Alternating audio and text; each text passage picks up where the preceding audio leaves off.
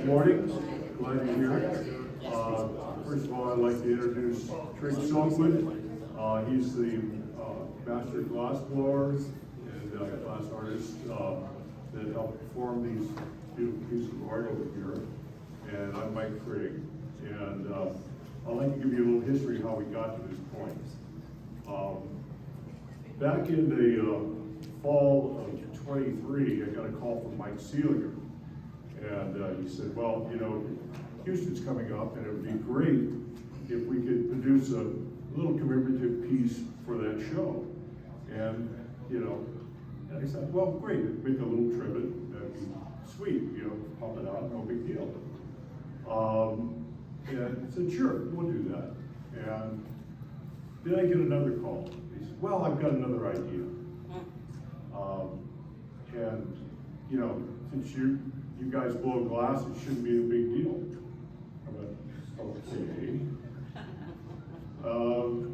What do you have in mind? He said, well, I'll send a bottle out to you. I think you'll like it. And of course, Mike, being the generous, kind person he is, picked one of the more difficult bottles that exists to produce. And we took on the project. Treg and I talked about it and talked about manufacturing a mold and the parameters of that and what we needed to do, and came up with a plan, best laid plans. But so we figured out that one, we had to scan the bottle because it's a very complicated shape.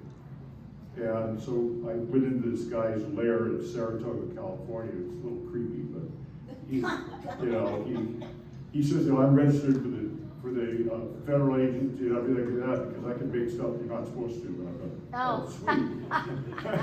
But he produced a fantastic file, but it was extremely complicated. It was made of triangular points, tens of thousands of them, of that bottle, to be able to reference the shape of the bottle and size, everything, every detail of it. And then we took it back to a firm that's been leasing from us, the second generation of the machinists that are there, the son and his brother. They took on the project. And we found out that you know, aluminum would degrade after a while. So we chose the product graphite, and which makes things a bit different. It's hard to machine, it's dirty, and anytime you want to drill and tap it, you have to use a special process because you can't normally just drill and tap. You have to machine a hole and cut the threads backwards from the inside out. And being graphite and fragile, the machining process is very difficult. And to execute the bottle like that, one of the things you have to do is, the important thing is called venting. Because if you encapsulate any air, then your detail's gone. The glass will come up against the surface, encapsulate the air, and it's a failure. So on all the surfaces of the mold, we had vent lines, we had in certain spots on the piece, we had that.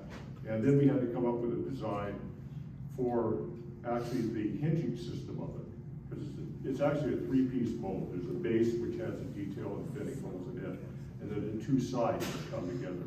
And so what we did is we reached the hinge section out, so it's further away from the bottle, so you don't get the scuffing when you pull open the actual mold. And that worked really well. We produced 256 bottles, which all have sold of the cobalt, and that worked out really well for the Federation. And when we were at Houston, we got approached by Richard Siri, the co-chairman of this show, and asked him, well, you know, it'd be great if you could produce something for Reno Red. And we went, well, okay, we can do that. And it denotes there's another problem we ran into that Treg will get into, making red. You wouldn't think it, but yeah. Anyway, we have a video we'd like to share with you. And then Treg will answer any questions that you've got about the process. Wait for this moment. So I'm going to talk while we're going through this video, and we'll talk about a little bit of the challenges in producing the bottles. So these were made in San Jose at the Bay Area Glass Institute. That's where Washington produced this. This is the graphite mold that Mike had made and machined. You can see the detailing of the bitters and the lettering. The small holes are the venting.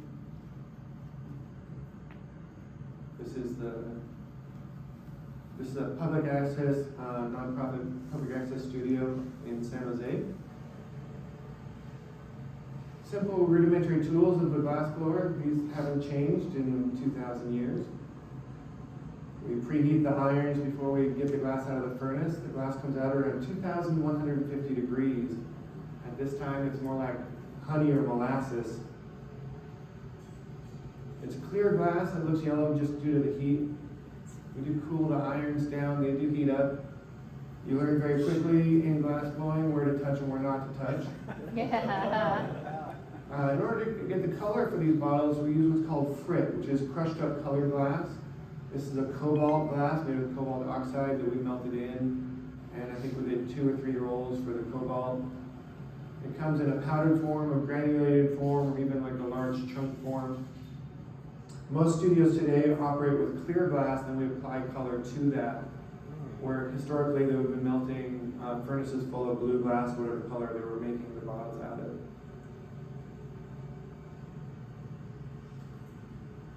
Just inserting a small bubble into the glass here.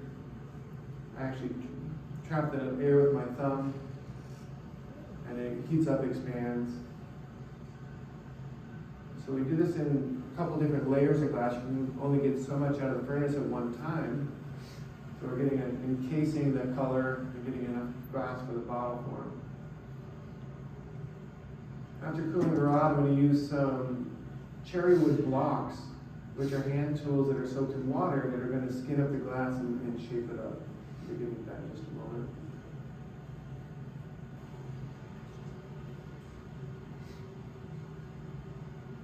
That water creates a layer of steam between the glass and the tool, so it doesn't burn up. Eventually it does, but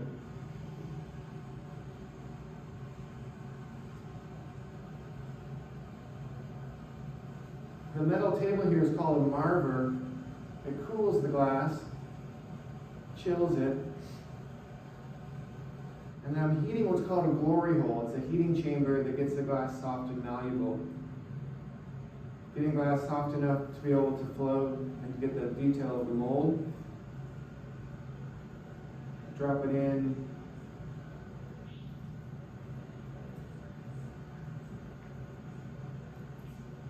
Right now we're getting the impression of the mold. From my vantage point, I can't see what's happening, so it's a skill between Mike as the mold boy and me as the gaffer to be able to time that properly. And all the glowing is just the heat. It's all blue glass, but the bottom is a little thicker, so it's retaining the color and the heat. Eventually we need a place to break it free from the iron, so I'm using a pair of shears to get what's called a jack line, or a constriction, to give it a proper place to break it free. The whole time I'm working on this, we have to keep the glass above 1,000 degrees. If at any point it gets below 1,000 degrees, it's going to fracture with thermal shock. Mike is making what's called a punty. It's a little bit of glass on the end of a ponto rod.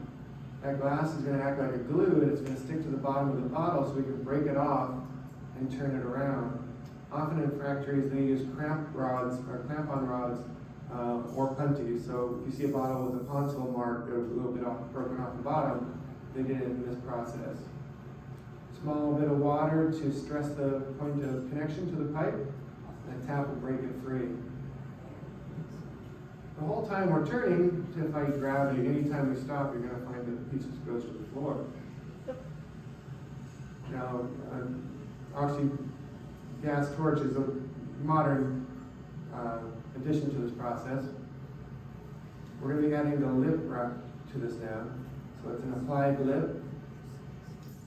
And Mike had actually made a lip shaping tool so we could get the Drake's bottle properly finished.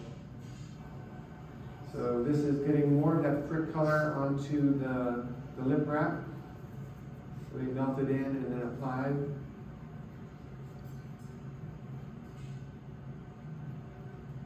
Traditionally, glass blowing was done in a team. You probably have between 3 and 6 people working on any one bottle, each doing separate jobs. So here we are applying the hot lip. And then we'll be preheating this a little bit before using the crampon tool, the lip tool. And there's a learning curve in all of this. Even learning the lipping tool seems pretty straightforward, but the bottles we produced this year are far finer and more refined on the lips than the ones we made for Houston. That's a piece of graphite that we used to shape we tried aluminum, we tried wood, multiple different materials to get this to work, and graphite was the best option. At the very end, we're going to use a piece of final flash or final heat to make sure that it's all warm enough. And then we're going to take it over to a crack-off station, where Mike will release the bottle from the punty. We'll torch it and stamp it with stamp Treg to ensure that these are not mistaken for historic bottles. These are recreations, reproductions of the bottles. And so he's going to torch it and give it a stamp. And the final step will be to place this into an annealing oven, which is a slow cooling process. To let this bottle sit out in the air, it's going to cool too rapidly and break. So all glass has to be annealed or go through a slow cooling process. Our annealing ovens are at 960 degrees, and this piece will take about 18 to 20 hours to cool down to room temperature.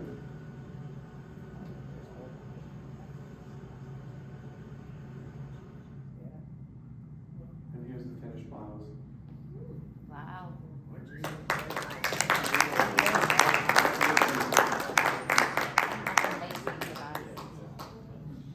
So it was quite the undertaking. You just saw this in real time, what it took us to make a bottle, which is roughly 8 minutes. Now, the learning curve in getting to that point was quite a struggle. I've had some experience blowing bottles. I spent 5 years working at Greenfield Village, which is in the Henry Ford Museum in Dearborn, Michigan, doing recreations of early American glass work. We did a lot of mold-blown pieces from the Sanders Glass Company. So when we took on this job, I said, hey, let's do a bottle. I'm like, no problem, we can do this. Once the mold was made, our first multiple attempts, we would get bottles, but they were subpar. We couldn't get the embossing in the drapes and all the lettering up on the shoulder of the piece. So even though we could produce a bottle, they just weren't fine quality. And so I would send Mike back to the studio, and he had dental tools, and he spent grueling hours trying to deepen the embossing, thinking it might be a mold issue. And we just kept producing bottle after bottle and trying different things, and still, I just plateaued. And then one point I had this epiphany, I'm like, we're not getting it hot enough. So I took a chance. I got the glass so screaming hot, I could barely control it, came over, dripped it into the mold, and it worked. No. I have goosebumps now. it was one of those like leaps of faith, just doing it. And in the process of blowing it, when I get it that hot, I come over dripping into the mold. It's it was nerve-wracking. It still is nerve-wracking, but we powered through that. And so that was a big. So then the quality of the bottles were acceptable to us. And then we produced, was it 259 glass for the Houston show. So this year, for Reno, we were commissioned to make 150 of these. And they asked for red. And I said, well, Mike, red's the most difficult color of glass to make. We can do it though. Little did I know the challenges we were going to face again in figuring out the right red. I mean, we purchased glass from a number of different manufacturers who make a wide variety of colors. Most of these are made in New Zealand or Germany, and we buy it by the kilo. There's probably 10 different reds you can get, some opaque, some transparent. And so I had quite a few different reds, and we went through a series of just samples. Whether we ran the cherry red one time through the color, 2 times, 3 times, when we did all these different reds to find the right true red that we liked. And in that process through the bottle making, some colors were more milky, others just weren't the quality red. The red we chose is a copper ruby. And so copper rubies are a color that strikes. So as you're heating up the glass, it goes transparent, and then when it cools down, it's going to get the richness of that copper ruby. And in the glass blowing world, it's one of the more challenging colors to work with to get consistency, to get that really brilliant red. And so there are multiple manufacturers who make copper ruby, and we tried the copper ruby light, the copper ruby dark, the copper ruby, whether it's going to be 1 roll, 2 roll, and we were getting mixed results. And in the production process, once we finally decided on one of the colors, we would do, say, 20 bottles that day. And we'd open up the annealer going, did we get it this time? And half of the bottles would look perfect. And half the bottles would look like duds. They were more brown than ruby. And we were scratching our heads and just like, okay, let's make some more. We're gonna make 150 good ones. And in the process, you know, we had, I think it was like 49 duds. And what the last day of our production, when Mike came to pull the pieces out of the annealer, he realized that the colors, the bottles in the front of the annealers, these are front loading annealers, didn't have the same color as the ones in the back. And it has all to do this with how the glass cools down. The faster it cools down, it doesn't strike and get that richness. Where the bottles in the far back of the annealer, they cooled a little slower, and we're able to get that really rich red that we were trying to get. So okay, we figured that out. Well, then I took another chance. I took all those bottles that were subpar that we thought about maybe selling as seconds or doing something with. I threw them all into an annealer and heated it up, and then gave it a very slow cool. And we struck all those colors again, and they all turned perfect. Oh, So, wow. I mean, again, I got to do this. I've been blowing glass for 30 years, a little over 30 years, and just the education in learning the material, learning the colors, learning this process, it's just eye-opening that, I mean, as much as you do know, or as we gain in knowledge, there's even more to learn. And you know, I worked with Venetian maestros who've been blowing glass for 60 plus years, who still learn. And so it's just an amazing material to be able to work with. And so we're really tickled with the quality of these bottles. We've done a multiple selection for the raffles and the auctions. We have a swirl blue, which is kind of like a slag glass. Slag glasses, when they took the glass out of the bottom of the furnace, there might be a mixture of colors that we're putting through that. Anything else I should touch on before we go into questions?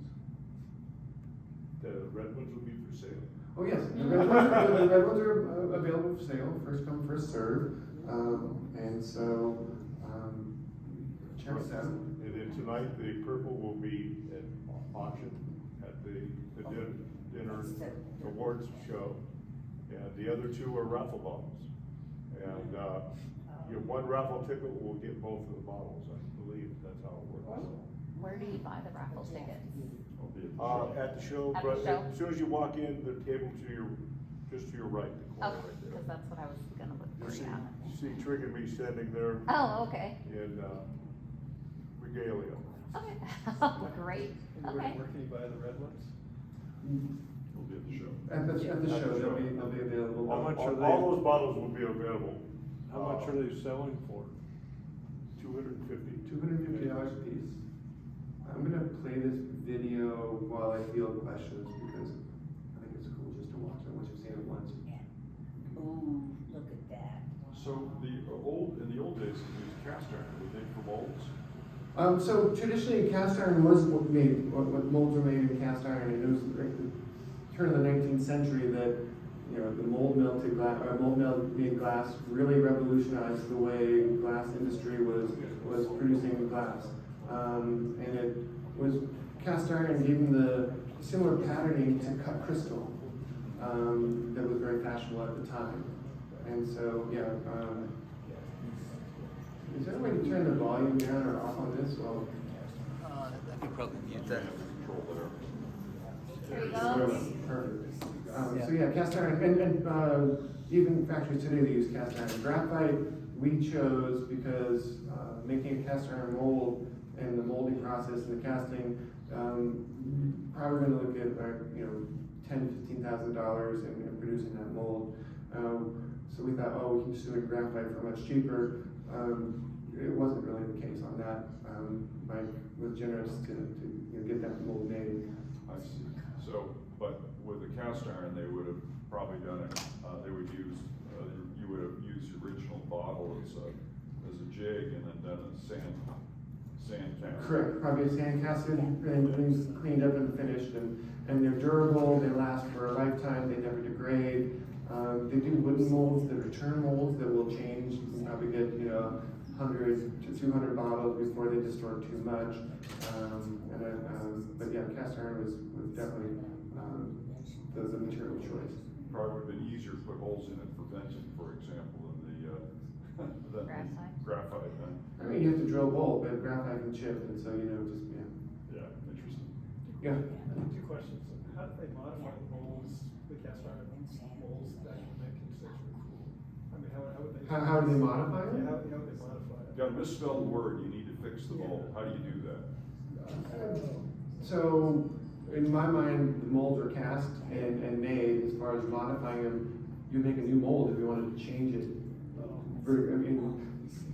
The molds are pretty much indestructible too. Once they're finished, you're putting hot glass into there, they don't chip, they don't degrade, and so a lot of the sandwich glass pieces we made in Greenfield Village would use the bottom mold and then open it up into creamers, little cruets, all sorts of different things. So you can modify after you go into the mold and use that patterning to make everything from bowls to pitchers out of the same bottle mold. But as far as modifying the mold itself, I don't know any process to do. In our first presentation today with the California Gas Company, he was showing some that had been corrected, and he was describing that they would actually have to go into the mold and dig it out some more or chip it out some more to change a letter. Yeah, so you could grind, if there's tools to grind metal and cast iron, you can manipulate the metal itself, but I wouldn't make major changes to that because the investment in that patterning took its own, was hard enough to get to that point. And did you have a second question? Yeah. How did you get the glass red? How does glass get red? What do they add to it? Okay, so there are multiple ways of getting. Can you say the question so it comes? How is glass colored red? There are multiple metallic oxides that you can use to create a red color. So in glass, because it's a high temperature material, you can't use any pigments or paints or natural organic materials to burn up. So you use different metallic oxides. As far as the reds, you can use cadmium, selenium, copper, gold chloride. These are all mixtures and combinations of those to get into the red families. What about the amethyst one? Amethyst is manganese oxide gives you the purples. And what's interesting a little bit about manganese is that the Romans invented what's called glass soap, which is manganese dioxide with arsenic and a few other things, which they're able to produce the first clear glass, which was a decolorant that they would put into the natural materials as they melted it. And so that manganese dioxide, if it oxidizes over time, changes from manganese dioxide to manganese oxide, which is a purple colorant. So all those old bottles glass insulators that started to get a purple hue to it. It's a chemical reaction in the glass. It changed from glass manganese dioxide to manganese oxide. They initially were clear, then they turned purple due to that chemical reaction. Which is caused by ultraviolet light. By ultraviolet light. Yeah. Could you make a model that color just by adding too much manganese dioxide? So as far as like today, there are color manufacturers who make glass and we buy the color. So most studios work a furnace of clear glass and then all the color is applied.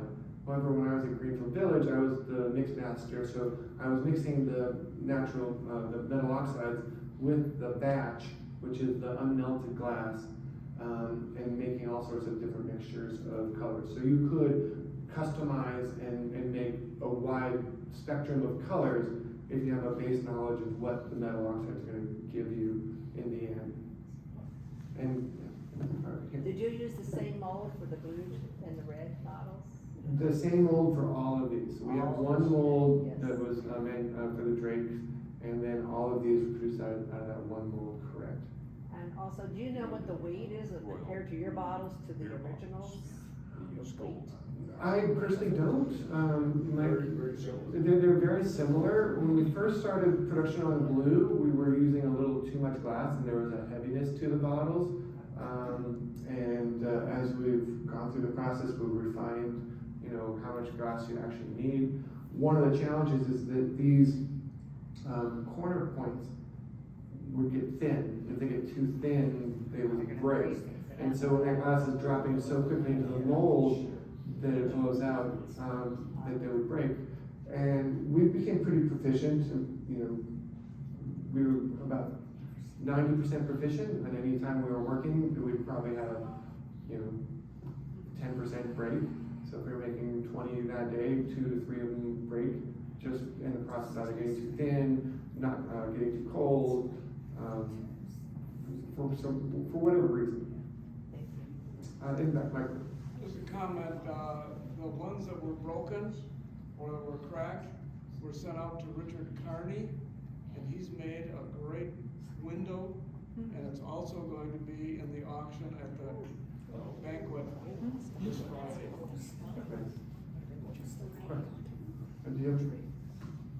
Yes. So, you mentioned how nerve-wracking it was when you had to get the glass that hot, quickly get it in the mold, and it's going everywhere.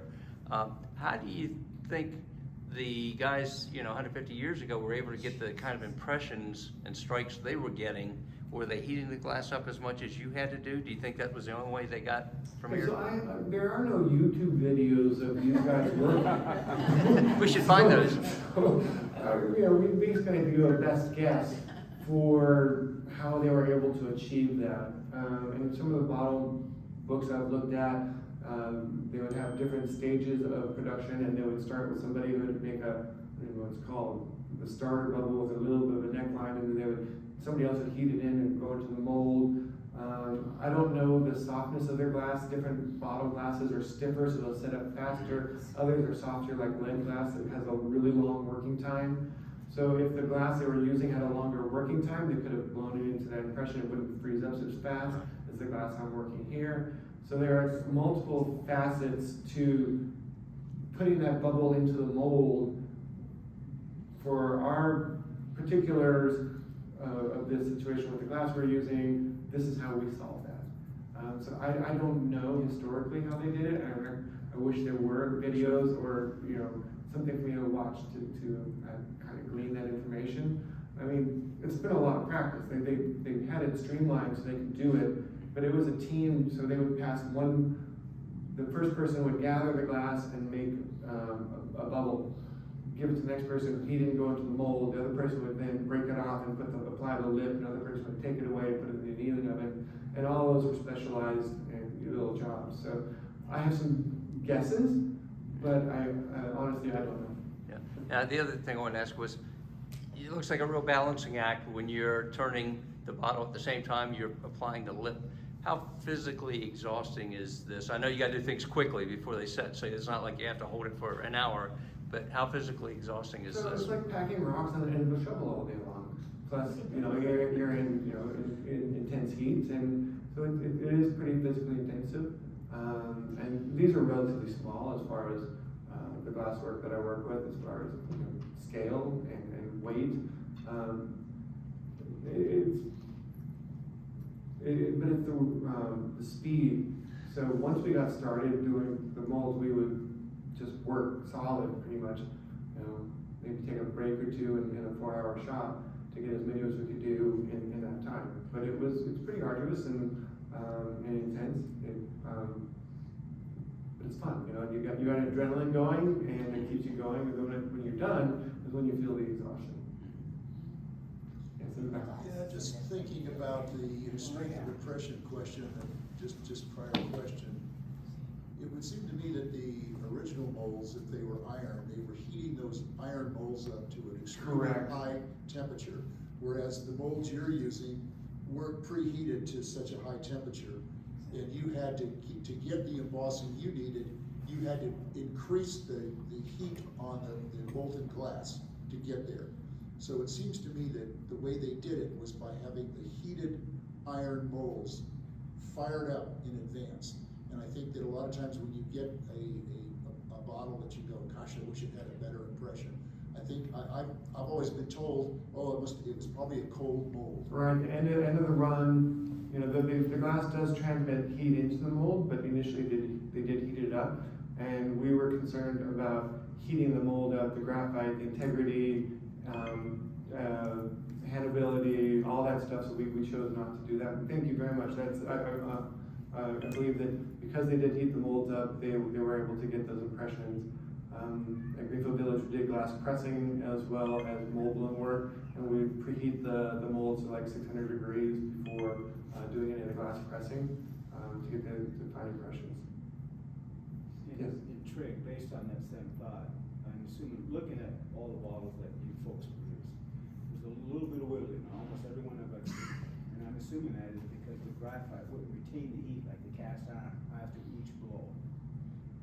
Yeah, it would get warm, but it wouldn't get anywhere close to. Exactly. Yeah, we were probably working at 100 degree or 100 Right. or maybe even 200 degree internal once we were speeding, but nothing near the 600 to 800 or whatever that we needed to get into. I mean, all that beautiful wiggly character you like in the glass, from my understanding, at the beginning of the day, the mold isn't as hot, granted, they preheat the mold and stuff, but it's not as hot as after a time of continue blowing in that mold gets up to a proper temperature, and therefore, you don't get that wiggly effect and stuff in it. Right, and conversely, bottle glass is typically pretty stiff.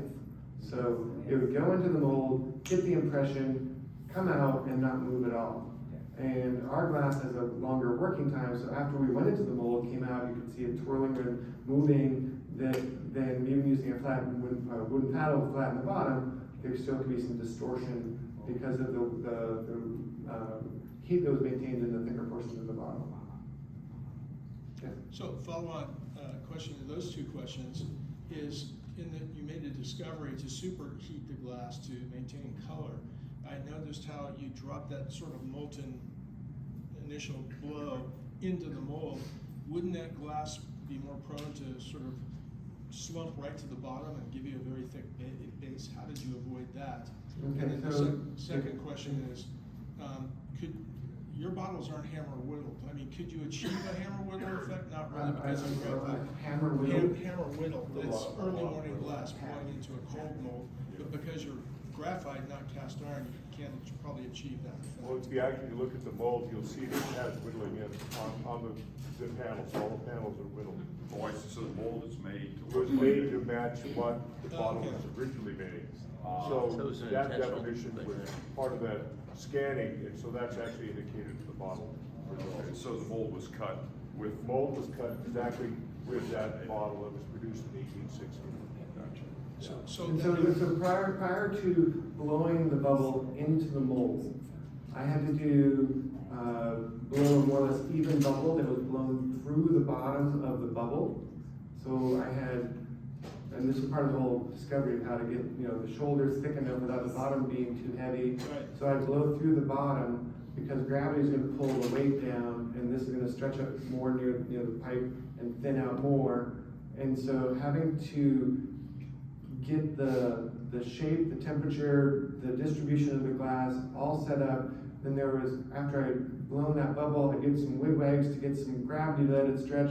Then as I was heating it, I would have to heat at an angle down to let it stretch a little more before going into the mold. These were so fine-tuned that taking any one of these little steps out, we have failure after failure after failure. Like, oh wait, I did this last time, so then,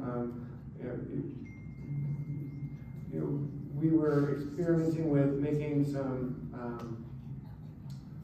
saffron or orangish bottles, potentially for Nashville.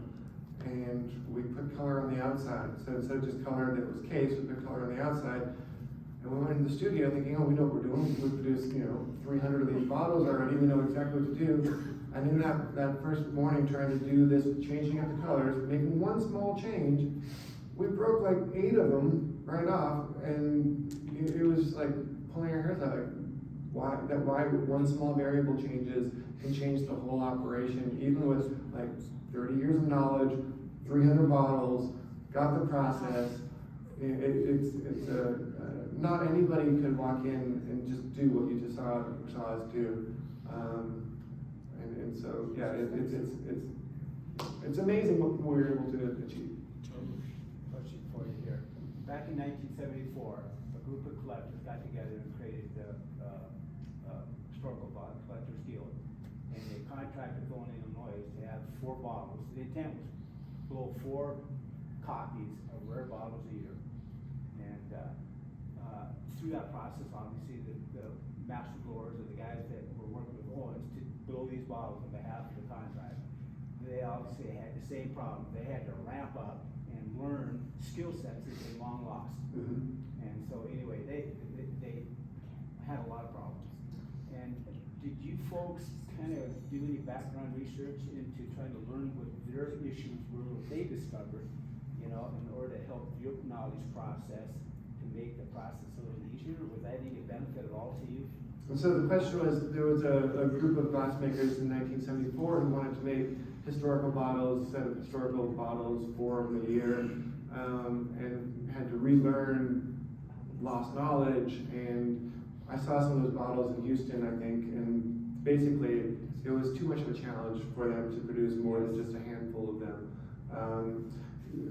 We did not do any investigation or research into anybody else's. We just worked off of our base knowledge and tried to just problem solve it to figure out how we could achieve a recreation or reproduction.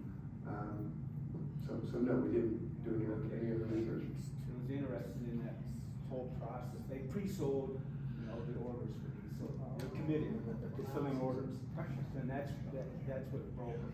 So. Well, I mean, I understand that. I mean, people approach me all the time. Can you do this? And I'm one of the crazy people say, yeah, I can probably do that. And you take this on, and then you have to solve the problem. And a lot of these are riddles, and take more than just A to B. You have to find different avenues to achieve those things. Yeah, they made the mistake of doing that star handle listing. That's what busted them. They should have never gone down that road. Other questions? All right. Well, these will be available across the street. Check them out. There are limited numbers.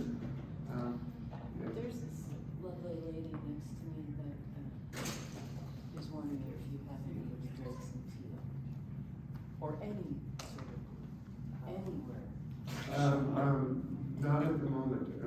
There might be some tucked away our prototypes. So in prototyping, we have explored a number of different colors, and so Mike and I have small collections of just prototypes that we're working through this, and there potentially might be a teal one, but we'll talk later. I like it. That's a nice idea. All right, well, thank you guys. We're going to do a wedding. We have questions. Feel free to bend my ear. Happy to share my knowledge with you. Amazing, really. Thank you. Have you ever found anyone that's more just naturally talented than this? No. No.